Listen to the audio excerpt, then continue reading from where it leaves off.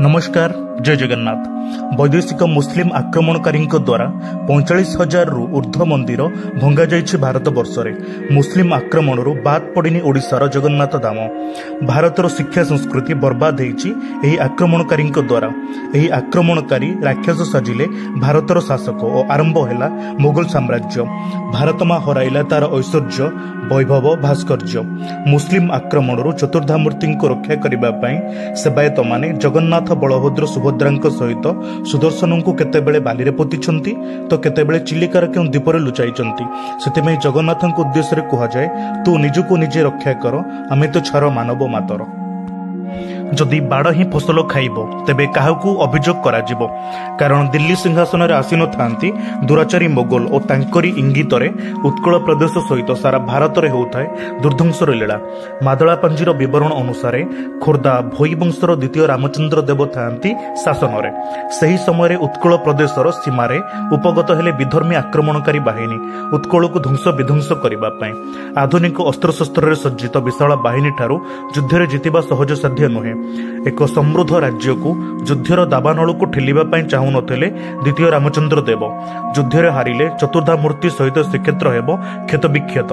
जगन्नाथ को रक्षा करबा पय युद्ध बदल रे शांतिर आवश्यकता अनुभव कले द्वितीय रामचंद्र देव और शर्तमूलक भाव में संधि करागला विधर्मी बाहिनीर नेतृत्व नेउथिबा तकी खां सहित। प्रथम शर्त गजपति रामचंद्र देव कलमा पढ़ी हेबे मुस्लिम और द्वितीय शर्त तकी खान भौणी बीबी रिजिया सहित विवाह। विधर्मी भाव में गजपति द्वितीय रामचंद्र देव को श्रीमंदिर प्रवेश निषेध करागला। जो दारोदियों पई गजपति मुस्लिम हेले आज तांकरी दर्शन हेले वंचित। व्याकुल होई उठिला भक्त प्राण जगन्नाथ दर्शन पाई। गजपति महाराजा समस्त अधिकार छड़ई नियागला पूजारी मानक द्वारा। ना जाली पारिले एकादशी दीप, ना मिलिला तांको जगन्नाथ छड़ा तुलसी हार। रात्रिर अंधकार रे सिंह द्वार बंद होला परे गजपति क्रंदन कले सिंह द्वार सम्मुखरे। आकुल क्रंदन सह्य करि पारिलेनी महाप्रभु जगन्नाथ धाई आसिले सिंहद्वार को। मिलन घटिला भक्त और भगवानंकर। गजपति आत्मतृप्ति अनुभव कले महाप्रभु जगन्नाथ को दर्शन करी।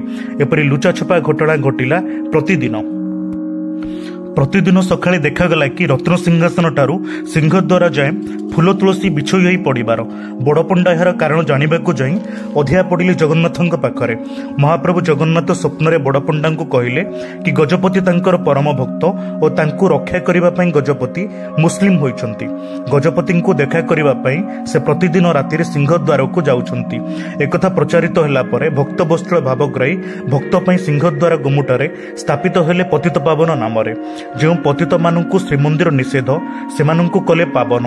चतुर्धामूर्ति सम रीतिनीति पालन करागला पतित पावनंकर। जगन्नाथ संस्कृति को कालजयी कला एही पतित पावन पूजार व्यापकता। आज पई एतिकी। नमस्कार, जय जगन्नाथ।